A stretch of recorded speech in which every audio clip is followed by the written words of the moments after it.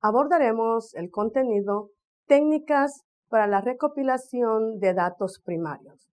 Es importante recordar que dentro de la investigación, el término técnica se puede conceptualizar a partir del vocabulario o vocablo griego, técnica, que significa arte o ciencia.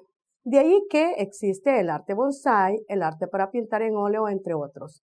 Además, podemos conceptualizarla como conjunto de procedimientos reglamentados y pautas que se utilizan como medio para llegar a un fin.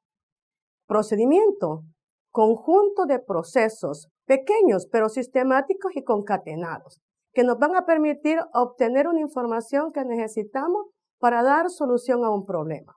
Veamos entonces, existen diferentes técnicas de recolección de datos primarios, entre ellos la encuesta, la entrevista, el panel, la observación directa, la simulación y el sondeo de mercado. Estas las abordaremos de manera precisa una por una. Veamos. Encuesta. Según Sampieri, Bernal y otros autores, Bernal la tipifica como técnica de recolección de información que se prepara con el propósito de obtener información de las personas. Estas personas son previamente seleccionadas de acuerdo a nuestro target o nuestro objeto de estudio.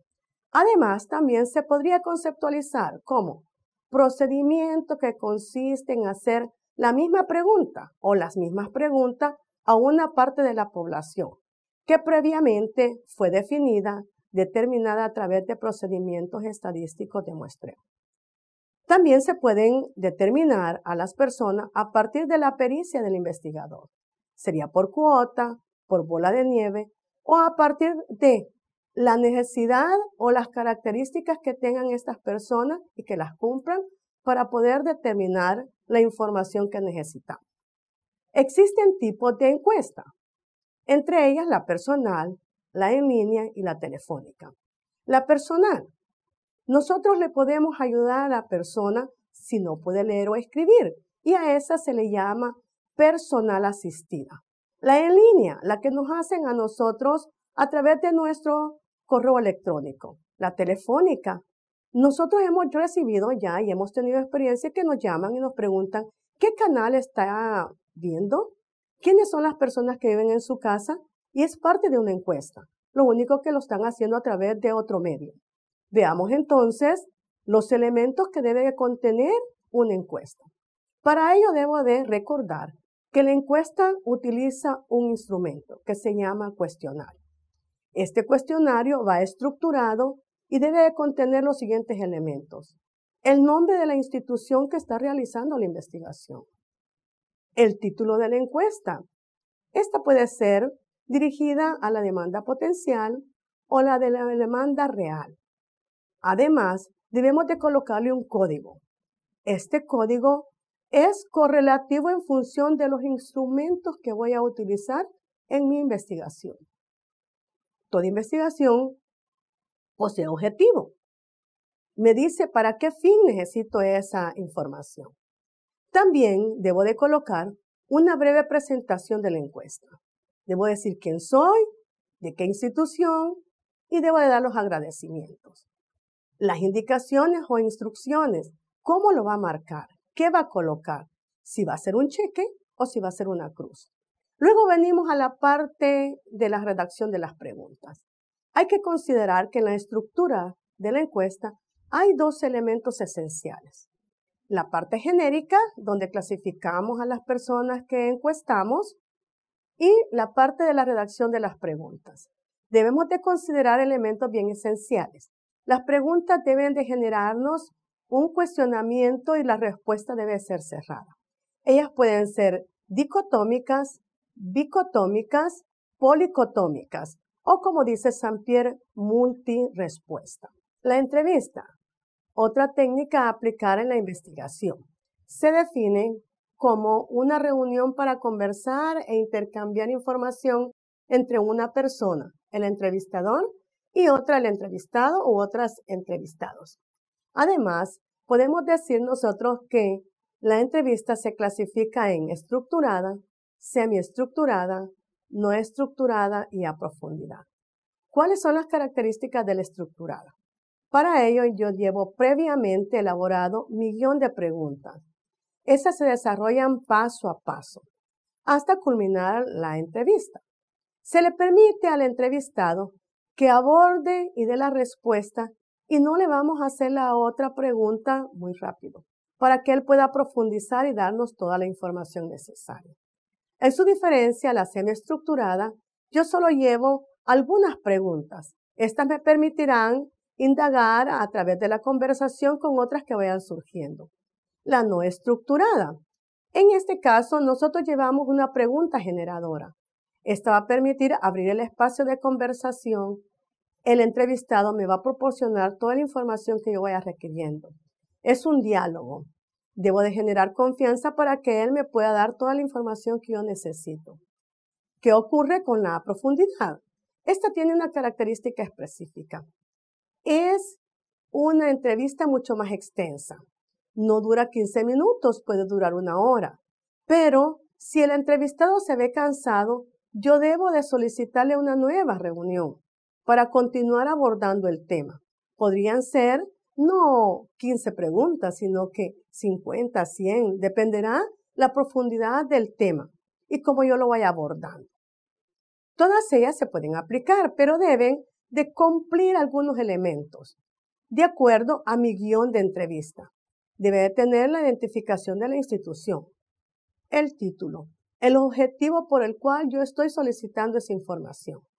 La indicación, que vamos a tratar de que sea una conversación amena, en donde el entrevistado se siente en libertad de darnos la información. El lugar donde se realiza la entrevista, la fecha, la hora, el sexo del entrevistado y también podemos colocar el nombre del entrevistador. Luego tenemos todo el cuerpo de las preguntas. También tenemos como otra técnica el panel. Esta técnica es tan interesante porque nos permite conocer a profundidad temas específicos. El panel está constituido por 3 grandes elementos.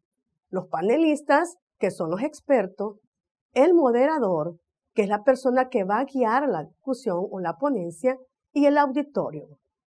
Esta exposición debe de ser con un lenguaje formal, técnico. El especialista, el panelista, él conoce paso a paso ese tema. Pueden distribuirse la temática por subtemas para profundizar más. Ello debe ser coherente, razonada y objetiva. Este tema específico se les envía previamente para que ellos lo puedan estudiar. ¿Cuáles son las características del panel? Es espontaneidad. Se establece un dinamismo a pesar de que no están conversando de manera directa con el auditorio, pero hay un momento en que se establece ese vínculo a través de las preguntas, a través de aclaraciones o profundización. Se puede concluir un panel sin que estén presentes los panelistas, porque el moderador tiene la función de recabar la información, hacer un resumen de cada uno de lo que ellos van diciendo y en su momento. El panel puede durar entre 1 y 2 horas y se les asigna a los panelistas un tiempo determinado. Al final se habla el conversatorio entre el auditorio y el panelista o el moderador. Decir que no es una discusión, sino es una profundización sobre el tema. Veamos entonces que también existe la observación directa. Nosotros comúnmente decimos que observamos, pero lo que hacemos es ver. Si nosotros nos vemos las manos y decimos, ¿cómo es tu mano? Tiene 5 dedos y lo vemos de manera general, pero no vemos todas las características de ella. Vemos a un paisaje, igual hacemos, pero el observador no. Ve la acción y identifica el significado. ¿Qué es lo que percibe? ¿Cuál es el gesto? Por tal razón, Benazzini lo conceptualiza como consiste en que el investigador vea y analice las acciones y los hechos relacionados con los sujetos de estudio que le interesan, sin establecer comunicación con ellos. ¿Por qué razón? Porque usted está fuera del enfoque. Usted está nada más registrando las acciones y colocando qué es lo que usted interpreta. Se pueden clasificar la observación directa de acuerdo al carácter. Puede ser estructurada y no estructurada. Cuando es estructurada la conocemos como cliente oculto. Este nos permite ver el hoy, el presente, no el pasado ni el futuro. Por tal razón, debemos de hacer uso para un análisis de otras técnicas. Llevamos ya una reglamentación, apartados que vamos a visualizar. Podría ser atención al cliente, percepción de marca, calidad del producto, entre otros. La no estructurada. Ella simplemente usted puede utilizar una hoja y la dobla en dos. Al lado izquierdo, usted anota las acciones y al lado derecho, usted anota la interpretación, los gestos. ¿Qué dijo con ese lenguaje corporal? Veamos entonces, de acuerdo al lugar. Puede ser de campo o de laboratorio. Veamos el de campo. Siempre nos dicen que cuando nosotros hacemos una investigación cualitativa, debemos de tener una inmersión en el campo. Pero también las cuantitativas lo permiten, porque tenemos un acercamiento con las unidades de investigación. En los laboratorios nosotros tenemos un parámetro, tenemos una muestra que estamos comparando. Pero veamos cómo se desarrolla la observación. Primero establezco el objeto o situación. Luego, la forma que voy a registrar esta información. El análisis y la interpretación que le voy a hacer. Veo y redacto mis conclusiones y al final lo que hago es redactar mi informe. Pero veamos otra técnica muy interesante, que es la simulación. Esta técnica es de las más novedosas y se implementa en informática, en ingeniería, en contaduría, en el lanzamiento de un nuevo producto. Se propicia para todas las áreas, pero se conceptualiza como el proceso de diseñar un modelo de un sistema real y llevado a cabo experiencias con él, con la finalidad de aprender el comportamiento del sistema o de evaluar diversas estrategias para determinar si es funcional o no funcional. Existen diferentes tipos de simulaciones. Entre ellos tenemos clasificados por Fishner como, de acuerdo a su naturaleza del modelo a emplear, la identidad, que sea tal y cual como nosotros lo vamos a visualizar en real. Y está el cuasi-identidad, que tiene variaciones, puede ser en menor tamaño, en menor escala. Y el de laboratorio, recordémonos que tenemos en el laboratorio un patrón con el cual comparamos. Pero dentro de la simulación hay dos términos bien interesantes, modelo y sistema. ¿En qué consiste el sistema? Es el conjunto concatenado de elementos que nos permiten llegar a un fin o a un objetivo. Además, podemos decir que nos permite llegar al modelo que estamos deseando nosotros construir y que sea real o que asimile a lo real. Pero ¿para qué usar la simulación? La usamos para experimentar escenarios, para comprender el impacto de la introducción de nuevas tecnologías, para visualizar una presentación dinámica del sistema, para probar, analizar un diseño previo a la implementación, analizar el rendimiento al sistema, a los cambios que se presentan en el tiempo, hacer una visualización real y convincente, y forzar la atención a detalle del diseño. Pero la simulación tiene grandes ventajas, al igual que desventajas. Una de las ventajas es que nosotros en el modelo o el prototipo que construimos podemos realizar los ajustes sin incurrir en tantos gastos. Además, lo podemos hacer de manera más rápida. Pero también debemos nosotros de considerar que es más barato mejorar el sistema vía simulación que hacerlo desde directamente en el sistema real. Es de fácil comprensión y visualización a través de la simulación y de la forma analítica. Una de las desventajas es que es más costoso. Además, que nosotros no podemos dar o obtener soluciones óptimas y es difícil comprobar los resultados. Veamos, existen otra técnica, como el sondeo de mercado.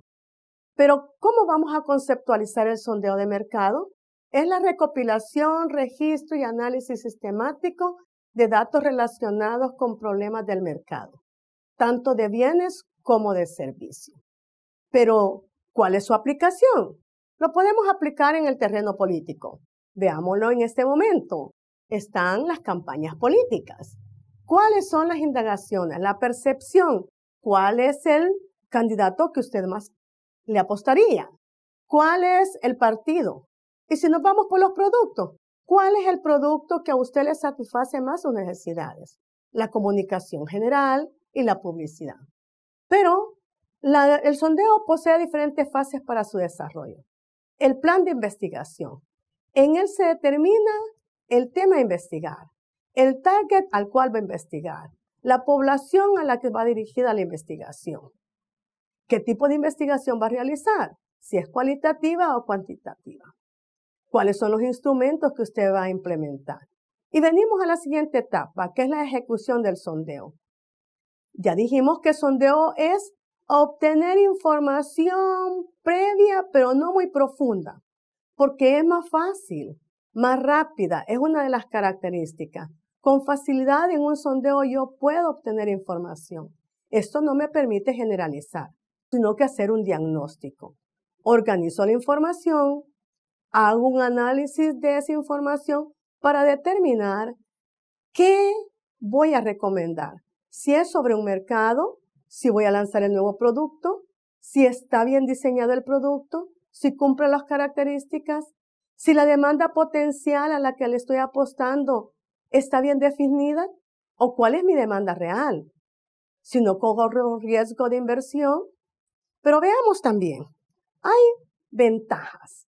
Dentro de ellas, me permite obtener información rápida. Una llamada por teléfono, contestar 3 o 4 preguntas, hacer una visita a un supermercado y ver la actitud de las personas. Es de fácil aplicación y de bajo costo. Pero las desventajas, veamos, solo favorece la observación de esa información simple y sencilla. No es profunda y no me permite generalizar. Veamos que todas estas técnicas no pueden ser solas. Hay que vincular una con otra porque una es complemento de la otra. Puedo utilizar encuesta, entrevista. Puedo utilizar observación directa, entrevista. Puedo hacer un panel, puedo hacer una observación directa. Todas son complemento de otra. Les invito, jóvenes, a que ustedes profundicen en la aplicación de las diferentes técnicas de recopilación de información para que su trabajo de investigación sea de mayor provecho.